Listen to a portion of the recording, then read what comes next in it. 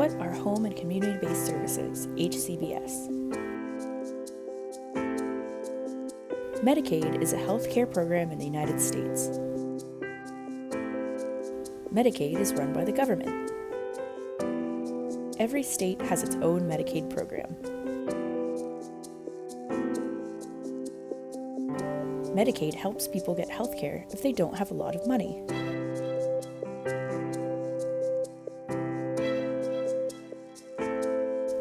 Lots of people with disabilities use Medicaid.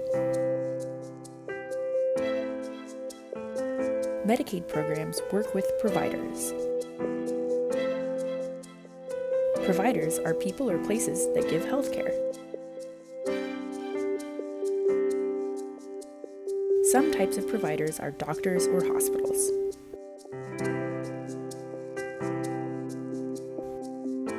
One thing Medicaid pays for is long-term services and supports, or LTSS.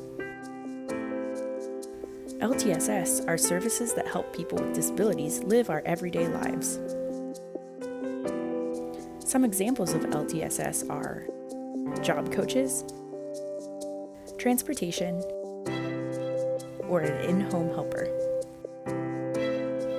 There are different kinds of LTSS providers. Some people get LTSS in institutions. Other people get LTSS in their communities.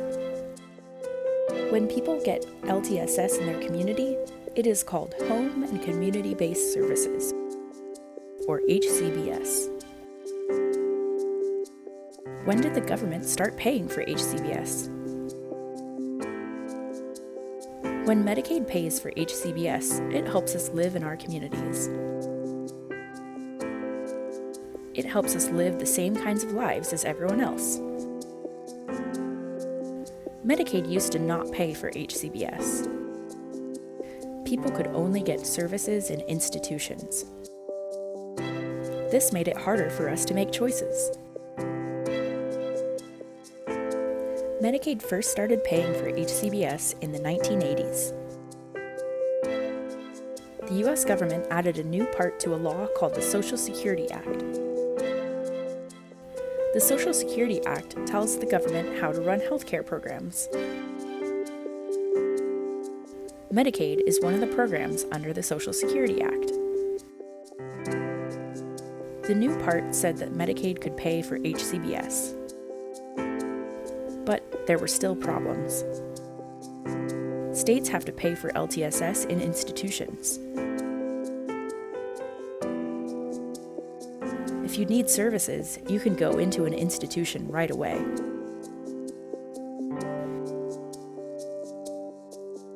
But states don't have to pay for HCBS. The state can decide if they want to put HCBS in their Medicaid program. They don't have to spend enough money for everyone to get HCBS. They can make waiting lists. This means some people have to wait a long time before they can get HCBS.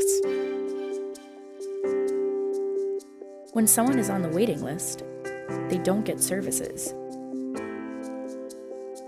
The same people could go into an institution right away. They could get services. But they want services in the community. So they wait. They can wait many years. What is the HCBS rule? Why did CMS pass the HCBS rule? There was another problem. Medicaid was paying for HCBS. But nobody decided what HCBS actually meant. Medicaid money for HCBS was going to institutions instead. Institutions could say they actually gave HCBS. Institutions would say they were not really an institution. They would give reasons like, they let people with disabilities choose what to eat for breakfast. They let people with disabilities live in a house instead of a hospital building. Or they let people with disabilities go out to the movies sometimes. But these places still took away our freedom. They still kept us away from our community. They were still institutions. But they still got money meant for HCBS. That wasn't fair. People can wait a long time to get HCBS. They wait so long because they want to live in the community. Some institutions say they are HCBS, so people could still end up in institutions. It doesn't matter that they waited so long for HCBS. This isn't fair. For example, Lee waited for HCBS for 5 years. Their state Medicaid program told Lee that they could finally get HCBS. Lee moves to a group home. The group home is run by a provider called Sunshine Inc. Sunshine Inc. doesn't let Lee go out when they want to. Lee only gets to be around other people with disabilities. Sunshine Inc. is supposed to give HCBS. But Sunshine Inc. is an institution. Lee waited a long time for HCBS. But they still ended up in an institution.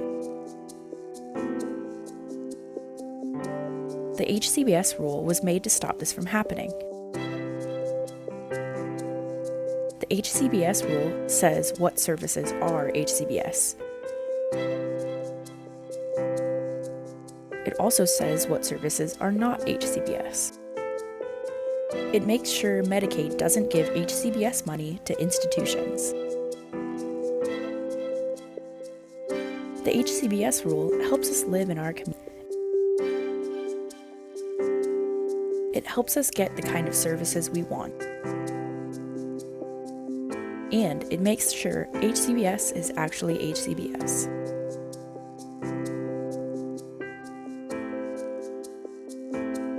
Lee waited a long time for HCBS. But they still ended up in an institution. The HCBS rule was made to stop this from happening. The HCBS rule says what services are HCBS. It also says what services are not HCBS. It makes sure Medicaid doesn't give HCBS money to institutions. The HCBS rule helps us live in our community. It helps us get the kind of services we want. And it makes sure HCBS is actually HCBS.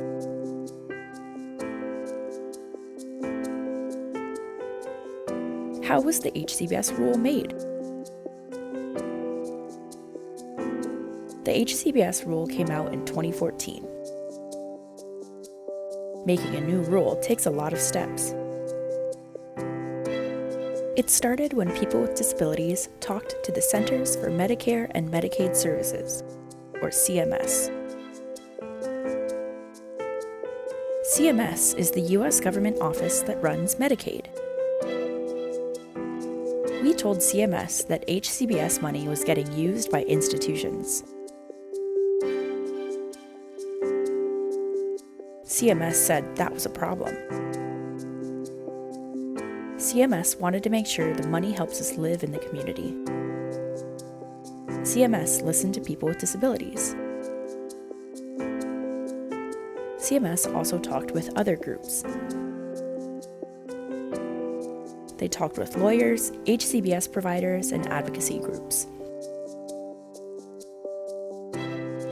Everyone agreed that CMS needed to make a rule. Then, CMS wrote up a draft of the HCBS rule. They let everyone know about the draft. They gave everyone time to read it. People let CMS know if they thought parts of the rule should be changed. They let CMS know if anything was missing. More than 2,000 people talked to CMS about the rule. CMS got a lot of ideas about how to make the rule better. They used a lot of those ideas. Then they wrote the final rule. The final rule is not perfect. CMS heard from a bunch of different people. The rule gave everyone some of what they wanted. No group of people got everything they wanted. It was a compromise. But it is still a very important rule.